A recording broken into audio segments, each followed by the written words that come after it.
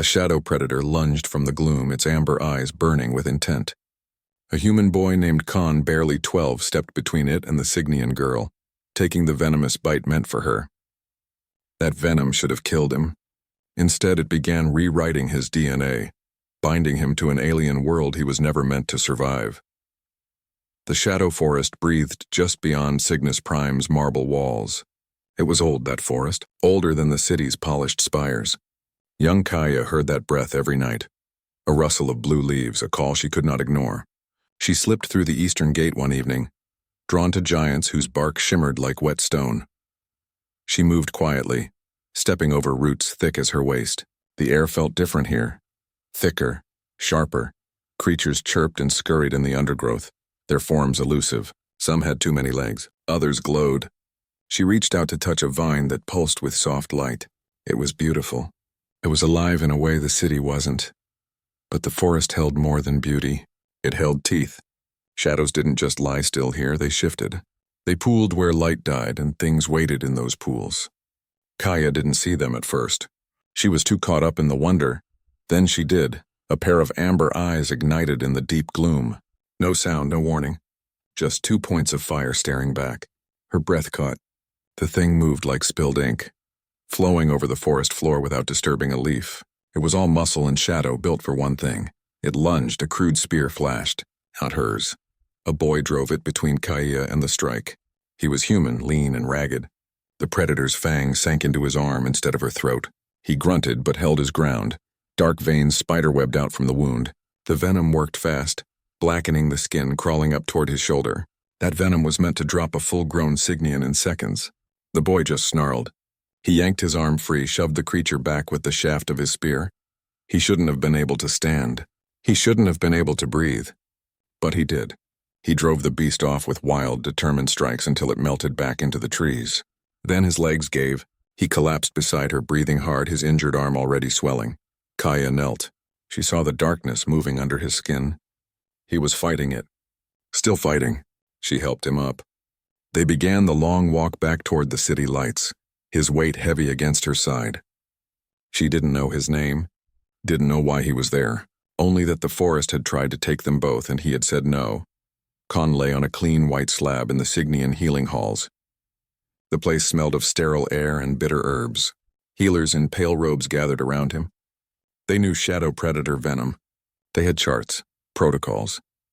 This toxin should have triggered an immediate systemic shock in any human body. Rapid organ failure, death within minutes. Instead, Khan's heart kept beating. His lungs kept drawing air. The black veins spreading from the wound weren't receding. They were integrating, weaving into his tissue like dark thread. The healers exchanged quiet, tense looks.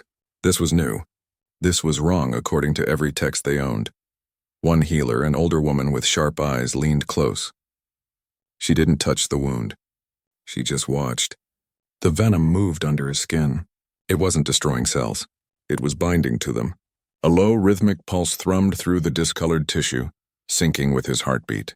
The boy's system wasn't rejecting the poison. It was accepting it, adopting it. This defied their understanding of biology, of cross-species contamination. Cygnian bodies fought foreign agents with brutal efficiency. Human bodies were supposed to be weaker, more fragile. Yet here this child was, not just surviving, but changing. The head healer called for more scanners. The readings made no sense. Metabolic rates fluctuated wildly. Neural activity spiked in regions associated with primal instinct. Word reached the court. It didn't take long. A human boy alive after a shadow bite. High Counselor Vorlo arrived without ceremony. He stood at the foot of the medical slab, his expression unreadable. He watched the boy's chest rise and fall. He saw the dark patterns mapped across the skin. He'd lost soldiers to lesser wounds. He'd seen strong Cygnian warriors succumb to that same venom. Vorlo didn't speak for a long time. He just observed. This was more than a medical oddity. It was a biological impossibility becoming possible right in front of him. A human child enduring what his own people could not. The implications were quiet but enormous. They hummed in the sterile air louder than any machine. This wasn't just about one boy's survival. It was about a flaw in their understanding of life itself. Their rules had a crack in them. Vorlo turned from the slab, his mind already working through the consequences. This changed things. This venom integration, this symbiosis, it marked a shift. It was the first thread pulled on a tapestry of tradition they had woven for centuries. The boy on the table was no longer just a victim. He was a question, and Vorlo knew questions like that had a way of unraveling empires. They started as two different creatures from two different worlds, the girl he saved and the boy who'd done the saving. That divide didn't last. Kaya refused to treat him like a specimen or a debt. She sought him out. They trained together in the yards. She learned his rhythms. He learned hers. The rescue in the forest became a starting point, not the whole story. Their bond was built on something simpler, shared purpose. They both understood the forest. They both respected its dangers. That common ground was enough. Their partnership shouldn't have worked. It broke every rule, a Cygnian princess and a human experiment. The court watched them with a mix of fascination and unease. Cross-species connection was a line no one crossed. It challenged a tradition built on purity and fear. They became a walking question mark. But on the field, their differences became their strength. Khan's senses gave him a primal awareness. He could feel a threat before it arrived. He could read the intent in a creature's stance from 100 paces. Kaya's mind worked differently. She saw patterns. She calculated angles, distances, outcomes. She could turn Khan's raw instinct into a tactical plan. His gut feeling became her data point. Her strategy became his path forward. They moved like two parts of one machine. A pivotal moment came on a river crossing mission. A junior scout named Tail was trapped on a crumbling rock spire in the middle of the raging silver vein. The water churned white below, full of sharp-toothed slicers. The conventional extraction plan was failing. The ropes couldn't hold. Khan looked at the water. He didn't see a river. He saw a current. He felt the agitation of the slicers below, a nervous energy in the water. He pointed to a narrow ledge just under the surface. It wasn't on any map. He sensed its stability. Kaya saw it too. She calculated the angle of approach, the force of the current, the timing. She didn't question how he knew. She just adjusted the plan. Khan went into the water. He moved with it, not against it, using the current to carry him toward the spire. The slicers ignored him. His presence didn't register as a threat. It registered as something else, something neutral. He reached Tell. Kaya directed the rest of the team from the bank, her voice calm over the comm. She coordinated a new rope throw the moment Khan signaled. They pulled Tail out just as the rock spire gave way. It was seamless, unspoken. They operated on a wavelength no one else could hear. Their closeness didn't go unnoticed. Vorlo watched the mission logs. He saw the efficiency, the trust. He began reassigning them. Harder missions, deeper into the wilds. He wasn't just testing their skills. He was testing the bond itself. He wanted to see how far it could stretch, how much pressure it could take. Their affection deepened on those long treks. And it wasn't about politics or species. It was about the quiet moments, sharing rations by a low fire, a hand offered over a steep climb, the way she could calm his frayed senses with a single word, the way he could make her laugh with a dry observation. It transcended everything else. They became partners. Then they became more. It was a dangerous thing, that kind of connection. It made them stronger together than they were apart. And in a world full of walls, that kind of strength was either a weapon or a key. Keon's reputation grew. It wasn't built on boasts or titles. It was built on things people saw. He walked into situations that broke seasoned scouts. He came out the other side. The forest didn't attack him like it did others. Predators that would charge a full patrol would sometimes just watch him pass. He didn't tame them. He didn't command them. He just coexisted. That made some people uneasy. It made others curious. It made a man named Narks furious. Elder Narks led a faction of traditionalists on the High Council. He saw the boy's influence not as a skill but as a corruption, a violation of the natural order. He called it a sickness, a threat to Cygnian purity. He stood before the council and accused Keon of twisting the forest's creatures, of making them passive, vulnerable. He said the boy's very presence was a poison, softening the defenses that had kept their world safe for generations. His words found ears. Fear is a powerful tool. A string of unexplained attacks began on outlying settlements, not the usual predator raids. These were different, more aggressive, more desperate. Livestock was torn apart. Storage huts were smashed. The creatures weren't hunting for food. They were lashing out. Narks pointed to Keon. "See," he said, "this is the chaos he brings. The disorder." Keon looked at the reports. The patterns felt wrong. The violence was too scattered, too angry. This wasn't the forest he knew. At 16, he went out alone. He didn't ask for permission. He told Vorlo he was going to find the truth. He took a pack, a water filter, and a knife. He walked into the shadow forest and didn't look back. For 10 days, there was no word. The court waited. Nark smug, Vorlo silent. Kaya watching the tree line every evening. Keon returned on the 11th day. He was bloodied. His clothes were torn. A deep gash ran along his ribcage, but his eyes were clear. He went straight to the council chamber, ignoring the medics. He stood before them, blood still seeping through his shirt, and laid it out. The attacks weren't random. The predators had been driven from their ancient nesting grounds in the western mountains. Their dens were destroyed, their hunting paths blocked. Something was digging, mining. Illegally, he had found the source, a hidden operation in the mountains using seismic charges to crack open veins of crystalline ore. The operation was shielded, its energy signature masked. It was well-funded, professional. The explosions and earth movers had terrified the native species, driving them into a frenzy, pushing them into territories they never normally entered. Into contact with settlements. Then he named the backer, the silent partner financing the whole venture, the man who stood to profit from the rare minerals. Elder Narks. The chamber went utterly still. Narks's face drained of color. He began to bluster, to deny. But the evidence was there. Keon had more than his word. He had imprints, data fragments recovered from the abandoned survey post, coordinates, financial transfers routed through dummy corporates, all leading back to the old man's private accounts. There was no trial. Not a public one. The evidence was too damning. The betrayal too deep. Narks was stripped of his title and possessions by sundown, exiled to a remote orbital station for the rest of his days. His faction crumbled. The mining operation was shut down. Slowly, the forest began to calm. Keon's standing shifted after that. He was no longer just the strange human boy. He was the one who had gone into the dark and brought back the truth. He had faced down a powerful enemy not with a blade but with evidence. He had proven his loyalty wasn't to a species, but to the balance of the world itself. He became a mediator, a bridge, the man who could walk in both worlds and see the truth in both. The sky over Cygnus Prime changed. A ship descended, long and sharp like a blade, its hull a dull gray that drank the light.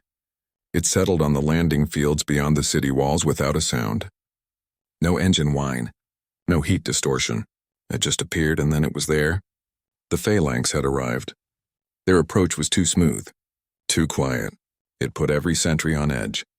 Commander Pretor led the delegation. He was tall, his movements precise. He wore a uniform without insignia, his face neutral. He spoke of an alliance, protection. He said a threat called the Swarm was moving through the sector, a biological menace relentless and adaptive. He claimed his people could offer security, advanced weapons, a shared defense pact. His words were right. His tone was wrong. It felt rehearsed, calculated. There was no fear in his eyes, only assessment. Then he made the offer concrete. He proposed a union. His civilization's heir would wed Princess Kaya. It would bind their peoples, he said, symbolize the new alliance. It was an old move, marriage into power, a political lever disguised as peace. In return, Cygnus Prime would grant the phalanx full access to its unique flora and fauna. For research, he said, to study the biological oddities that might hold a key to fighting the Swarm. The request seemed logical. It also felt like the real objective, wrapped in a polite demand. Kaya stood beside her father during the talks. She kept her face still, but her hands were tight at her sides. She felt the wrongness like a cold draft. Keon stood at the back of the hall near the pillars. He didn't need to hear the words. He felt the intention behind them. The phalanx presence didn't feel like a shield. It felt like a net. Their interest in the planet's life was too keen, too specific. It wasn't about study. It was about acquisition. The implications settled over the council chamber. Granting access meant letting outsiders into the shadow forests, letting them take samples, specimens, extraction. The thought of their unique ecosystem being pulled apart for study in an off-world lab turned stomachs. The idea of weaponization hung in the air. unspoken but understood. Every creature, every plant, every drop of venom was a potential tool. A weapon. Keon himself was the prime example of that potential. Forlo listened. He weighed the offer. The threat of the swarm was real enough to consider. The Phalanx technology was advanced. Their firepower was undeniable. But their motives were opaque. Their desire for Kaya felt like a hostage-taking. Their desire for biological samples felt like theft. He needed proof, not of the swarm but of the Phalanx's true purpose. He gave them 3 days. 3 days to enjoy the city's hospitality, 3 days for his people to watch them, for Kaya and Keon to dig. He would not commit his world, his daughter, or his resources on a promise. He needed evidence. He needed to know what they were really after. The clock started the moment the Phalanx returned to their blade ship. The negotiation was not a discussion. It was a delay, a chance to look behind the curtain before the deal was sealed. The fate of Cygnus Prime now hinged on what they could uncover in 72 hours. They had to get proof.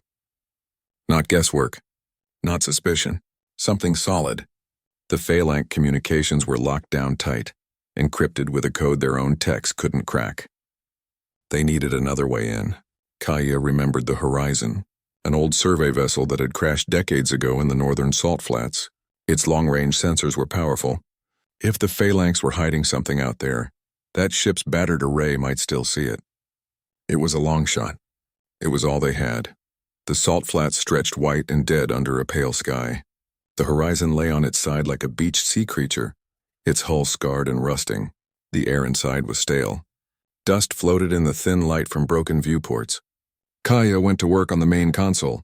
Her fingers moved over the old keys, bypassing fried systems, rerouting power from emergency cells. The screen flickered to life. A distorted image of the starfield resolved. She focused the long-range scanners on the sector the Phalanx claimed the swarm occupied. Keon stood beside her. He wasn't looking at the screen. He was feeling the data. The sensors painted a picture of empty space. No swarm, no massive biological fleet, just quiet vacuum. But his connection to Cygnus Prime hummed with a different truth. The planet itself felt probed, tested. He placed his hands flat on the cold metal console. He closed his eyes. The ship's sensors were just machines. His awareness was something else. He could feel the echoes of recent activity around his own world. Small, precise intrusions. Like needles, Kaya saw it then. A pattern she'd missed. She overlaid the Horizon sensor log with Cygnus Prime's orbital defense grid. Dozens of tiny, fast-moving objects appeared on the map. Phalanx probes. They hadn't been scanning for the swarm. They'd been scanning their planet, and their flight paths were specific. They clustered over the deep shadow forests, the exact zones where Keon had trained, where the predators were densest. They had been mapping these areas for months, collecting biological data, taking atmospheric samples, scooping up microorganisms from the high atmosphere, all without a single disclosure. This wasn't research for defense. This was a shopping list. They were cataloging assets. Keon moved through the derelict ship drawn by a pull he didn't understand. He found a sealed compartment behind a collapsed bulkhead. Inside was a frozen terminal. A personal log. The name on the file was Dr. Alan Reed, human. Keon forced the drive. The file opened. Reed's voice was calm, clinical. He explained the project. The shadow predator venom was the key. Its mutagenic properties were unique, but it required a specific genetic catalyst to achieve full integration, human DNA. Something about its malleability, its ancient plasticity, allowed the venom to bind and rewrite instead of destroy. It created a perfect symbiosis, a union that didn't just change the host. It gave the host the ability to change other things, to modulate genetic structures, to influence biology on a fundamental level. Keon listened, the words settling into the cold truth of his own body. He wasn't just a successful experiment. He was a template. The venom bond inside him wasn't just for survival. It was a tool, a key that could unlock and rewrite the code of other living things. The Phalanx hadn't come for an alliance. They had come for the ultimate biological weapon. And he was its living, breathing blueprint. Keon was more than a survivor. He was a blueprint. His biology wasn't just an anomaly. It was a key. The Phalanx saw that immediately. They didn't want an alliance. They wanted a weapon. His bond with the venom gave him a connection to genetic structures, to life itself. He could sense them, influence them. The potential was terrifying. It wasn't about protection. It was about control. Commander Preter's words made it clear. The swarm is indeed our design, a controlled biological weapon. They had engineered a menace to justify their presence. They targeted specific genetic markers. They could direct it. But they needed a control mechanism, a way to bind their weapon to a will. Keon was that bridge. His blood held the key component they had been searching for, a link between consciousness and primal biological imperatives. He was the living interface they needed to command their army. Their plan was methodical.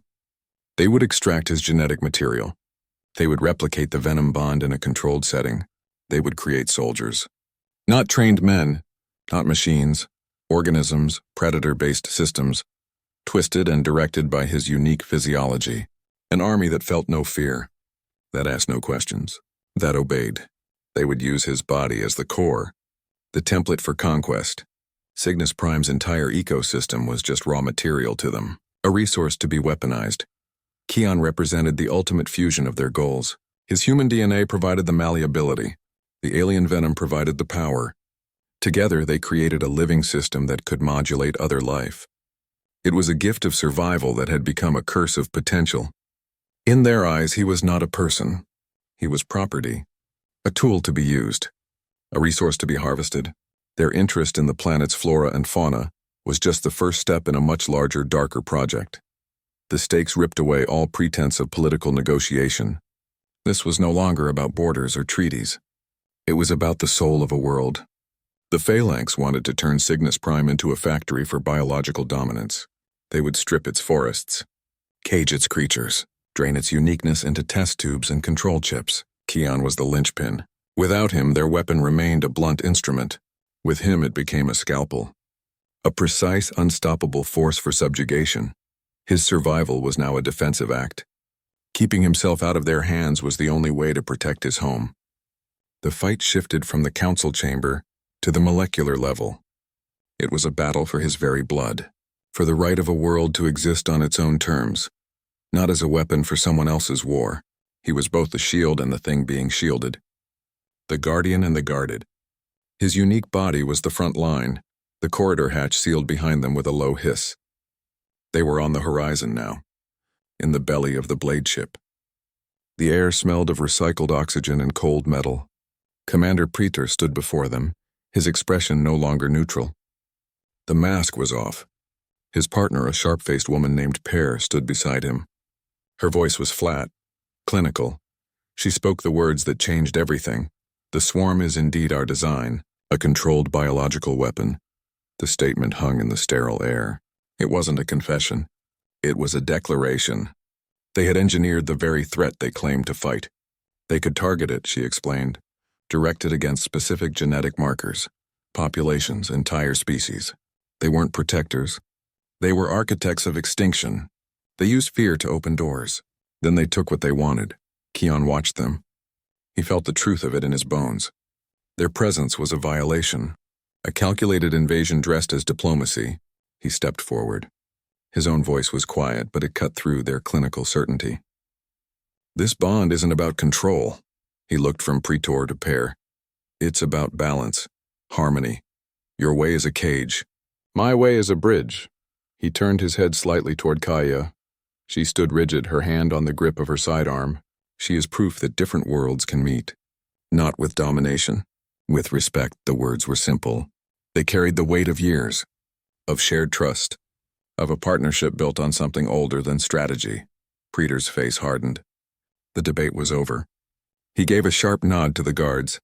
This was no longer a negotiation. It was an acquisition. They moved on Keon. Kaya reacted first. She didn't hesitate. Her training took over. She dropped the first guard with a swift strike to the knee. The second she blocked, driving her elbow into his ribs.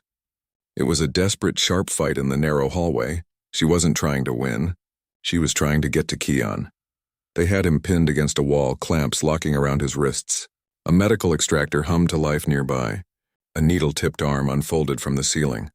It was heading for his neck, for his blood. The key to their weapon. Kaya threw herself at the console controlling the restraints. She didn't have a code. She used the butt of her weapon.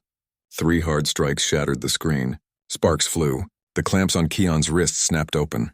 The extractor arm froze, its needle a centimeter from his skin. Alarms blared. A harsh, automated voice filled the corridor. Purge protocol initiated. Sterilization in T-5 minutes. The Phalanx hadn't just wanted to weaponize him. They had a contingency, a dead man switch. If they couldn't have his genetic template, they would erase it, and everything else on board. The ship would flood with a lethal biocidal agent. Nothing organic would survive. The countdown began. 5 minutes to get out or be dissolved into nothing.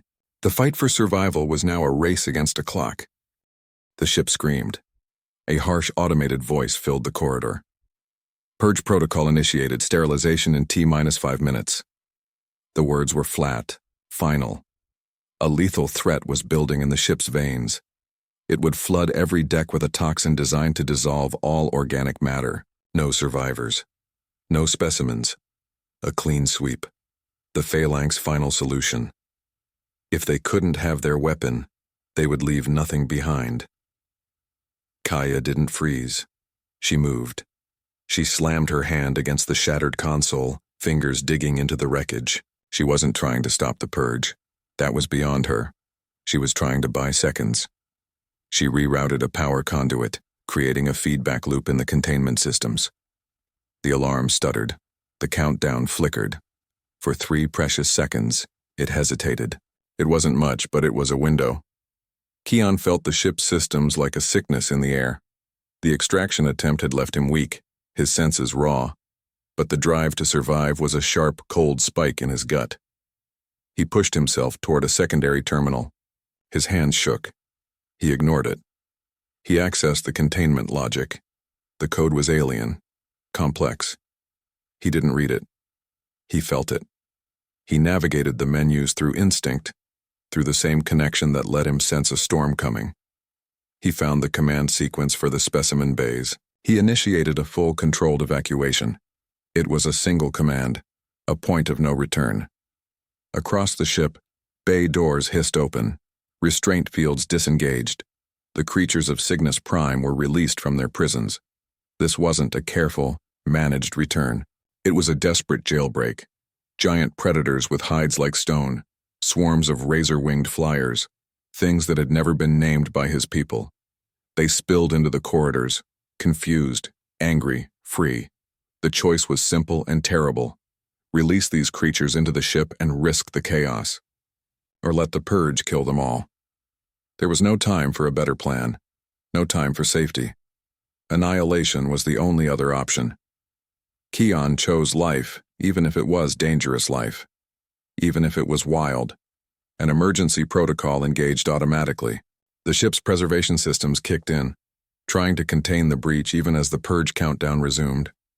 It created a bizarre conflict. Doors slammed shut in some sections, while others blew open. The sterile halls became a maze of closing doors and escaping beasts. The countdown resumed its steady beat. T-4 minutes. The voice was calm.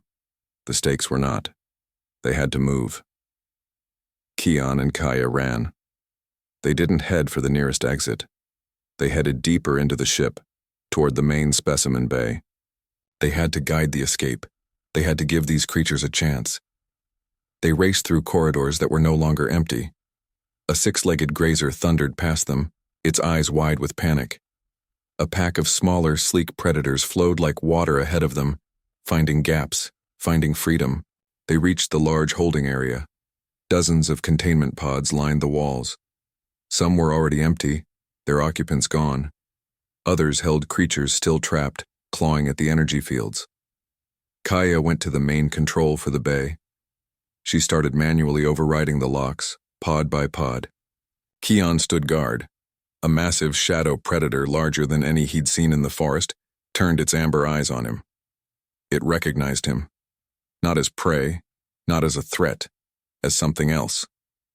It snorted, a cloud of hot air in the cold bay, then turned and bounded toward an open hatch. They worked fast. The countdown continued. T-3 minutes. They were running out of time. The air began to smell sharp, acrid, the first traces of the purge toxin entering the ventilation. They had to go. Now. They turned and ran, for their own lives, the sounds of 100 freed creatures echoing behind them in the metal halls. The alarm hammered in their ears. T-2 minutes. The voice was a death sentence. They fought their way toward the hangar bay. It was chaos. Freed creatures clashed with phalanx soldiers. The air stank of energy fire and animal fear. Keon moved on instinct, his senses raw from the extraction attempt. He felt the ship dying around them. The purge toxin was a cold itch in the air now. They had one shot. A single pod sat in its launch cradle. Its hatch was open. It was their only way out. A phalanx guard stood between them and the pod, his weapon raised. Kaya didn't slow. She dropped into a slide, kicking his legs out from under him. Keon was on him before he hit the floor, a short, sharp strike to the temple. The guard went still. They rolled him aside and climbed into the pod. The space was cramped, meant for one. They squeezed in together. Kaya slammed her palm on the launch sequence. The pod shuddered. The bay doors were still closed. She bypassed the safety lock. A warning light flashed red. She ignored it. The engines fired. The pod shot forward, smashing through the sealed doors into the black of space. Metal shrieked. The pod tumbled, its stabilizers fighting for control. Behind them, the blade ship hung silent. Then a wave of white light erupted from its vents. The purge. It washed over the ship, sterilizing every deck. Everything they left behind was gone, wiped clean. The pod righted itself. The autopilot locked onto Cygnus Prime. They began the descent. The atmosphere shook the small craft. Fire licked the viewport. Keon watched the planet rise to meet them. He felt its pull. A deep, settling calm after the ship's cold metal. They broke through the clouds. The shadow forest spread out below them, a sea of blue and black. The pod came down hard in a clearing, skidding through soft earth before coming to rest against a thick tree. The silence was sudden, overwhelming. The hatch hissed open. They climbed out, their legs unsteady. The air smelled of rain and wet leaves. It was over. Shadows shifted at the tree line. Not one or two. Dozens. Amber eyes ignited in the gloom. The predators had followed them down. They flowed from the forest, their forms dark and silent. They did not attack. They circled the pod. They circled Keon. One of the largest approached. It stopped a few paces away. It looked at him. Then it lowered its head. It was not a submission. It was an acknowledgement. A welcome. Vorlo and a contingent of guardians arrived minutes later, their skimmers settling in the clearing. He stepped out, his eyes taking in the scene. The crashed pod, the boy and the girl standing together, the ring of shadow predators, watchful but calm. He did not raise his weapon. He simply looked from Keon to Kaya and back again. He gave a slow nod. The meaning was clear. They were home. The escape was more than a flight from a dying ship. It was a return that changed what return meant. They had not just survived. They had brought a piece of the wild back with them. They had crossed a line that could not be uncrossed. The walls between the city and the forest felt thinner now. The old rules of separation seemed small, outdated. The pod sat broken in the clearing, a symbol of a threat that had been faced and beaten. But it was the creatures standing guard around it that told the real story. Cygnus Prime was no longer a closed world. It was an open one. Its heart now beat in sync with the forest it had once feared. The council chamber felt different. The air was still, but the energy had shifted. This wasn't a place for old debates anymore. It was a forge. Vorlo stood at the head of the marble table. His face was set. He looked at the assembled counselors, their robes stiff with tradition. He spoke clearly. The old laws had served them. They had built walls. They had created order. But order was not safety. The phalanx had taught them that. Necessity and courage now demanded something new. The old ways had to yield. The pair stood together near the chamber's great window. Keon and Kaya. Their bond was no longer a secret. It was a fact. It had gained public acknowledgement through action, not words. They had faced extinction together and brought back a warning. The council looked at them now not as separate things, human and Signian, but as a unit. A living bridge. They represented a connection that went deeper than species. It reached into the ecosystems themselves. The forest and the city were no longer opposites. Elder Narx's treachery was laid bare on the table. Data slates showed his mining operations, his greed, his betrayal. His name was spoken in low tones, a warning of what isolation and fear could breed. His actions were weighed against the alliance forming in this room. The contrast was stark. One man sought to exploit and divide. These two had risked everything to protect and unite. The validity of their partnership was not in question anymore. It was the foundation of what came next. The collective resolve hardened into a plan. They would prepare for future threats together.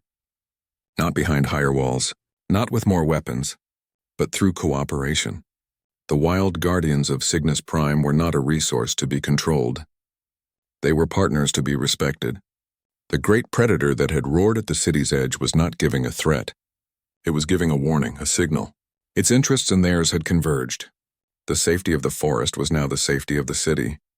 The balance of one ensured the survival of the other. Vorlo looked from the counselors to the pair by the window. He gave a slow nod. It was done. The new alliance was not written on parchment. It was written in the determined set of Kaia's shoulders. It was written in the quiet awareness in Kion's eyes. It was written in the shared understanding that the old world was gone. A line had been crossed. The chamber, once a symbol of rigid tradition, was now the heart of a new beginning. The politics of fear were replaced by the pragmatism of unity. They would stand together, all of them. The defense of Cygnus Prime was no longer about building higher walls. It was about balancing the scales. The real hero became the planet itself. Protection meant humans, Cygnians, and shadow predators working as one. It was an alliance built on need, not tradition. They coordinated patrols along the old borders, but those lines meant less with each passing day. Guardians walked beside predators. Scouts shared watch posts with hunters. The wild and the civilized blurred into something stronger. Trust replaced fear. It was hard-earned. It came from shared watches in the dark and coordinated responses to false alarms. The predators were not pets. They were not soldiers. They were partners. Their instincts gave early warnings no machine could match. Their presence on the perimeter changed the nature of defense entirely. The Phalanx had seen them as specimens, as tools. Now they stood as free allies, guardians of the balance they were a part of. The threat still loomed. The Phalanx could return. Their blade ships might darken the sky again. That possibility remained, a cold star on the horizon. But the response would be different next time. It wouldn't be a lone city fighting behind shields. It would be a planet rising to defend itself. Every creature in the forest, every person in the towers would be part of the answer. Kion and Kaia became the symbol of that unity. Their bond proved that different worlds could not just meet but merge. Their partnership inspired the Guardians to look at the Predators not as monsters, but as partners. It inspired the Predators to see the city not as a threat, but as part of their territory to protect. They were the living proof that the old divisions were obsolete. Kion stood at the edge of the forest, his hand resting on the rough bark of a blue-leafed giant. He was the guardian they never expected, a human boy bound by venom and love to a world not his own. He felt the planet's pulse as his own. He could sense a disturbance in the soil, a shift in the pack dynamics miles away. He was the bridge. He translated the wild's warnings into the city's plans. He carried the city's respect back to the wild. He defended a delicate balance every day, not with weapons but with understanding. He moved between the marble halls and the shadowed roots, a constant reminder that survival was not about separation. It was about connection. His very existence was the treaty. The Phalanx had tried to turn that connection into a weapon. They failed. He remained what he always was, a link, a promise that the balance could hold, that different kinds of life could find a way to stand together. The defense of Cygnus Prime was in its unity, and he was the heart of it. Kion's transformation started in his blood. The venom rewrote his human DNA. It didn't just change him. It started a revolution in what a body could be. This symbiosis broke every known rule of biology.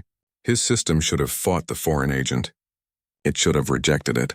Instead, it accepted the venom. It made it part of itself. The change was quiet. It was deep. It was a complete genetic overhaul. The dark veins under his skin were just the surface. The real change was in the code. The integration created abilities no human had ever possessed. He could perceive things others couldn't see. He felt shifts in air pressure hours before a storm. He sensed the minute tremors in the ground that signaled a predator's approach. His senses tuned to frequencies beyond normal range. He could hear the low-frequency calls of creatures miles away. He could see heat signatures through dense fog. The world became a richer, more detailed place for him. It was also a louder one. His communication with wildlife wasn't about words. It was about impressions. A feeling of calm to soothe a nervous grazer, a sharp spike of warning to ward off a curious predator, a pull of curiosity to guide a creature toward food. He didn't speak their language. He shared their intent. The shadow predators understood him on a level deeper than sound. They recognized the venom in him. They recognized the bond. They saw him as part of the forest, not as an outsider. This connection wasn't limited to animals. It extended to the planet itself. His body became a conduit for Cygnus Prime. He could feel the planet's rhythms, the slow turn of its seasons, the deep grind of its tectonic plates, the pulse of life in its forests and rivers. He wasn't just living on the world. He was connected to it. This planetary awareness was a constant hum in the back of his mind. It was a sense of scale, a sense of place. It grounded him. It also burdened him with its needs. This transformation redrew the map of what was possible for humanity. It showed that evolution didn't have to be slow. It could be triggered. It could be accelerated by extreme events. It proved that humans could adapt to alien environments in profound ways, not just by building shelters, by changing their very biology to fit. Keon became a new kind of human, a hybrid, a signpost for a potential future where species aren't separate. They are blended. The limits of his old body were gone. His reflexes were faster. His healing was quicker. His endurance seemed limitless. He could run for hours without tiring. He could go days without food. The venom optimized him for survival on this world. It was a rapid, brutal form of adaptation. It was a revolution contained in a single person. He was the proof that the old rules of life were not the only rules. There were other paths, other ways to be. He was living that truth every day. His body was the evidence. His existence was the argument. Keon's presence in the Marble City sent a quiet tremor through Cygnian society. It was a small thing at first. A human child walking their halls, eating at their tables. The isolationist policy was centuries old. It was a wall they had built for safety. His adoption challenged that. It was a crack in the foundation. Traditionalists watched him with cold eyes. They saw contamination. They feared the dilution of their customs. They whispered about human weakness, about the danger of foreign ideas. They wanted their world to stay pure, closed, predictable. Elder Narcs gave voice to that fear. He called it a sickness, a threat to their order, but Keon did not break. He endured. His courage in the forest was not a fluke. His loyalty was not an act. He saved Cygnian lives on patrol. He stood his ground when others fell back. He earned respect through action, not words. Skeptics found themselves watching him and seeing not a human, but a protector. Their fear began to erode. It was replaced by a grudging curiosity, then by acceptance. He worked to learn their ways. He struggled with the complex syntax of their language. The abstract symbols of their math made his head hurt. But he kept trying. He never fully shed his human identity. He held on to it. That made his efforts more genuine. He was not trying to replace who he was. He was trying to build a bridge. This cultural exchange cut both ways. The Cygnians learned from him, too. They saw human resilience up close. They saw a different kind of strength. Not the controlled power of their technology, but the stubborn will to survive. They began to understand that adaptability was not a weakness. It was a tool. New perspectives emerged in the training yards and the council chambers. The old assumptions about off-world species started to look narrow, outdated. The court's acceptance was slow. It was cautious, but it was real. They saw his value. They saw his bond with Kaya. They could not deny the results he produced. His unique position shifted from a problem to be managed to an asset to be respected. His relationship with Kaya became the strongest symbol of this change. It was not a political arrangement. It was not a strategic alliance. It was a bond built on mutual trust, on shared danger. It transcended species. It transcended politics. Their closeness was visible to everyone. They trained together, they fought together. They stood side by side in court functions. They did not hide their connection. The traditionalists who feared cultural contamination saw their affection and found it harder to hold on to their old fears. This was not a corruption. It was a partnership. It was proof that two different worlds could meet in the middle. It represented a fragile hope, a future where the walls stayed down, where integration was not a threat but a strength. Their bond was the living answer to centuries of isolation. It was the best argument for a new way forward. Vorlo stood over the boy's medical slab long after the healers had withdrawn. The room was quiet now, just the hum of life support systems and the slow rhythm of Khan's breathing. The High Counselor's face was a mask of duty, but his eyes held something deeper, a reckoning. He owed this human child a debt that cut through layers of law and tradition. The girl Kaya was his blood, his responsibility. This boy had taken a wound meant for her. That act carried weight. It demanded recognition. Cygnian law was clear on off-world species. They were not permitted within the inner sectors. Not for trade, not for asylum, certainly not for residence. The rules were centuries old, built on caution and a history of conflict. To break them was to risk outcry from the council, from the people. It was a line no one crossed. Vorlo knew the statutes by heart. He had enforced them himself. He looked at the dark pattern still visible on Khan's arm. The venom was part of him now. Sending him away wasn't an option. Not for his safety. Not for theirs.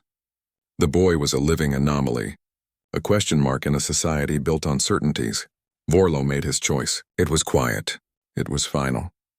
He leaned closer to the boy, his voice low and formal. "You saved the blood of my house." The words hung in the sterile air. They were not just gratitude. They were an oath. A promise that transcended paperwork and policy. This was a break from tradition, a bend in the rigid path their culture had walked for generations. It was dangerous. It was necessary. He turned to the head healer waiting near the door. His orders were crisp, practical. The boy stays. He will be given quarters in the east wing near the healing chambers. The location was strategic, close enough for the medics to monitor his changing biology. Far enough from the main thoroughfares to limit scrutiny. It offered both observation and protection. Vorlo wasn't just offering shelter. He was offering a place within their world, their structure. He assigned 2 guards to the door.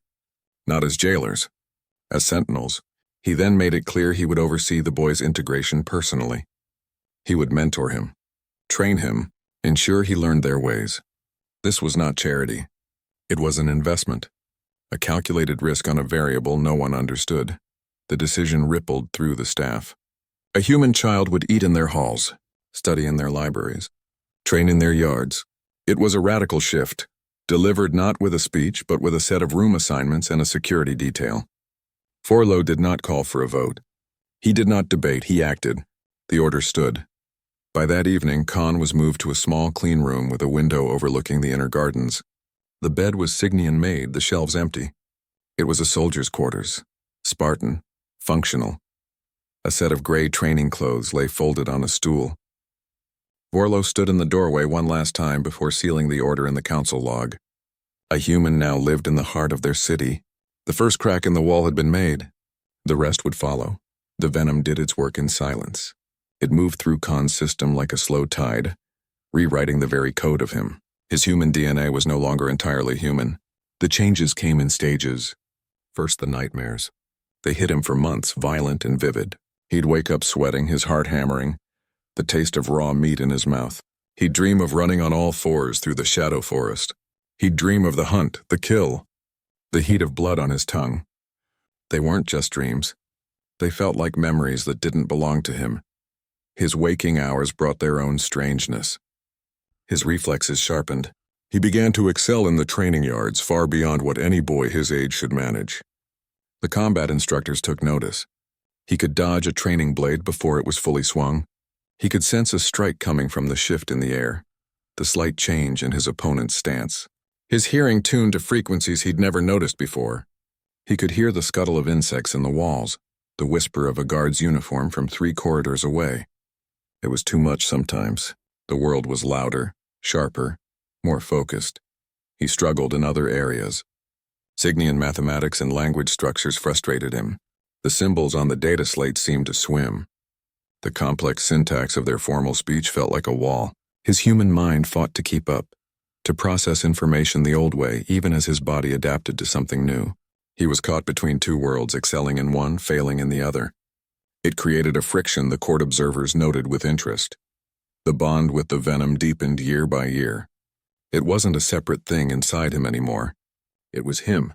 By the time he was 20, the connection had settled into a constant low hum of awareness. He didn't just live on Cygnus Prime, he felt it. The planet became a living thing in his mind. He could stand on the high walls of the city and sense a storm building on the western plains hours before the clouds appeared. He could feel the agitation of the shadow predators when a quake rumbled deep in the planet's crust. This awareness extended to the wildlife. He learned he could communicate with the forest creatures, not with words, with impressions, a flicker of intention, a push of warning, a pull of curiosity. A six-legged grazer would stop chewing blue moss and look directly at him through the trees. A flock of razor-winged flyers would change direction as one, responding to a fear he hadn't voiced. He was becoming a conduit, a bridge between the civilized marble and the untamed wild. His physiology was something entirely new now. A hybrid, a fusion. He was the boy who had been bitten, but the bite was no longer a wound. It was the core of him. The shadow predator's bite was an act of violence. It was not a choice. Keon's transformation began without his consent. The venom rewrote his biology in seconds. It gave him new senses. It gave him a connection to an alien world. It also took something. His agency. His body was no longer entirely his own. He lived with changes he did not ask for. The line between a gift and a violation was thin. It was a constant tension in his life. The Phalanx saw that tension as an opportunity. They did not see a person. They saw property, a resource. His unique physiology was a tool to be used, a weapon to be controlled. Their approach was a stark ethical failure. It reflected a mindset where individuals are means to an end. Their disregard for his autonomy was absolute. It was a dark echo of historical moments where people were exploited for progress. Their goal was conquest and he was the key. This reduced him to an object, a thing to be harvested. The Signian healers faced their own moral struggle. They were fascinated by his condition. They wanted to understand the symbiosis. They ran scans. They took readings. But their curiosity had to be balanced against his right to self-determination. They walked a difficult line between study and respect. Did they have the right to probe his altered DNA? Was their research for his benefit or for their knowledge? They had to constantly ask themselves where the line was. When did help become a violation? This internal conflict mirrored larger questions in medical ethics about consent and the limits of investigation. His weaponization potential created a moral dilemma for everyone involved. His abilities could be used for defense. They could also be used for control. The power to influence biology is a profound responsibility. It raises questions about who gets to wield that power, and to what end. The Phalanx wanted to use it for domination.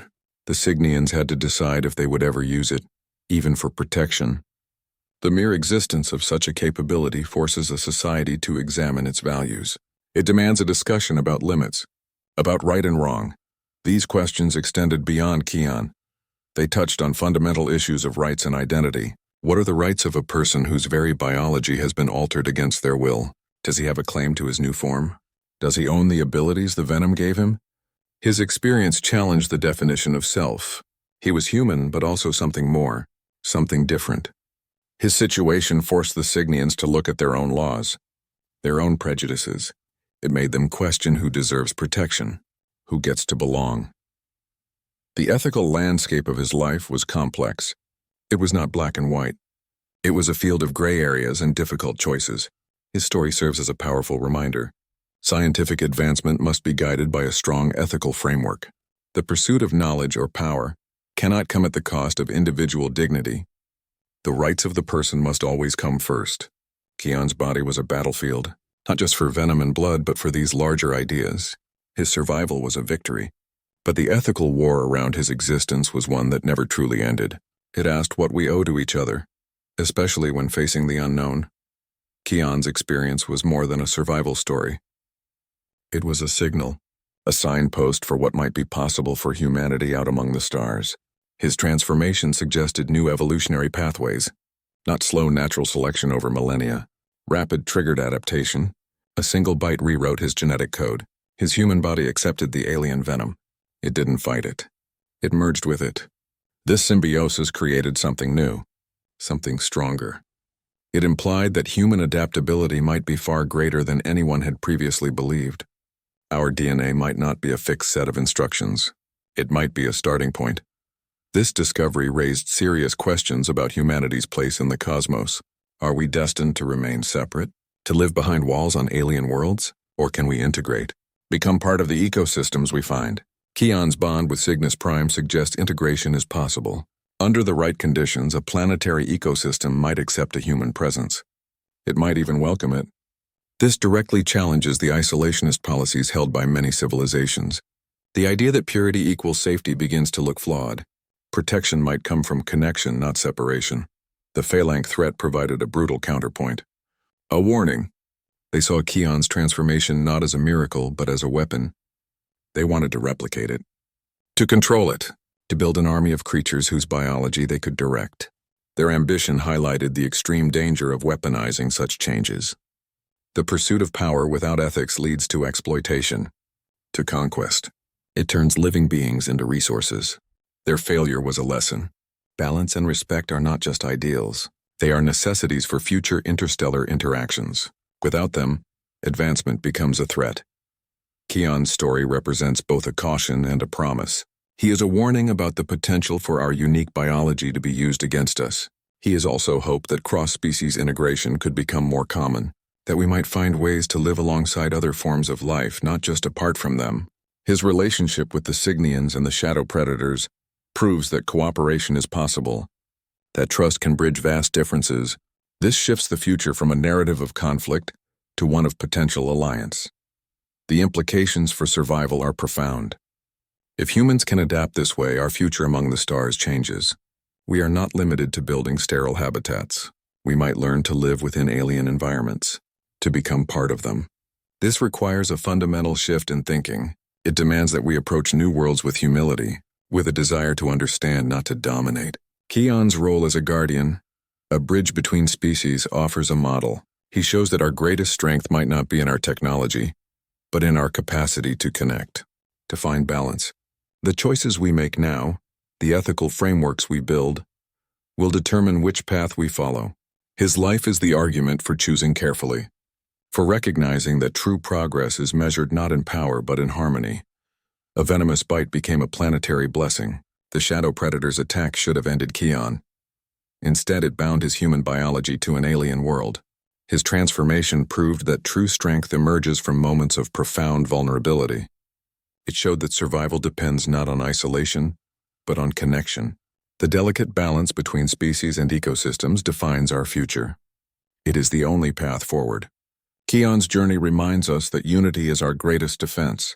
He stands as a living bridge, a guardian of the balance, a testament to what can be built when we choose harmony over walls.